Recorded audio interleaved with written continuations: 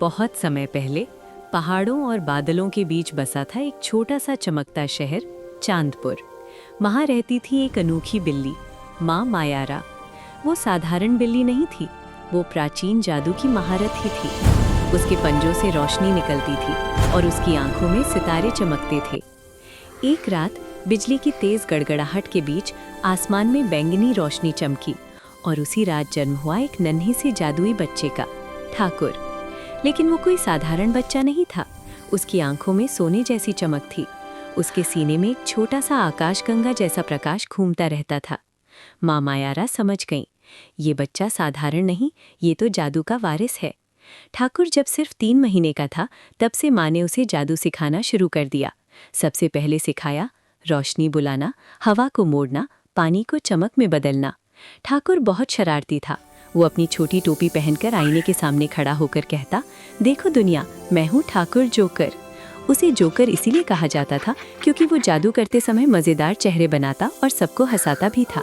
लेकिन एक दिन शहर में एक काला जादूगर आया, डार्क फेलिक्स। उसने घोषणा की, जो मुझे जादू में हरा देगा वही इस शहर का असली जादूगर होगा। सब डर गए क्योंकि फेलिक्स का जादू अंधेरे और डर से भरा था। माँ मायारा ने ठाकुर से कहा, बेटा, असली जादू डर से नहीं, दिल की रोशनी से आता है। ठाकुर अभी छोटा था, लेकिन उसने अपनी टोपी पहनी, अपना बैंगनी चोगा डाला और मंच पर पहुंच गया।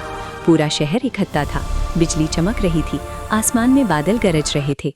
फेलिक्स ने काला धुआं फैलाया, सबकी आंखों के सामने अंधेरा छा गया। लेकिन तभी ठाकुर की आंखें चमक उठीं। उसके सीने की आकाशगंगा घूमने लगी। उसने अपने पंजे जमीन पर रखे और बोला, रोशनी मेरे साथ आओ।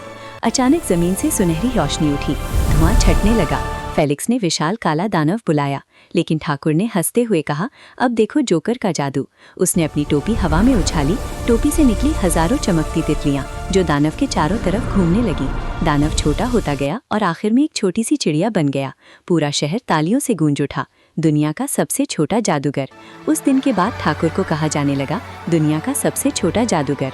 वो हर हफ्ते जादुई शो करता। उसके शो में पानी रंगीन सितारों में बदल जाता, आसमान में इंद्रधनुष बन जाता, बच्चों की हंसी से फूल खिल जाते। लेकिन वो हमेशा अपनी माँ को स्टेज के पीछे खड़ा देखता। माँ मुस्कुरा रही होती क्योंकि असली जादू उसने सिखाया था, प्यार का जादू।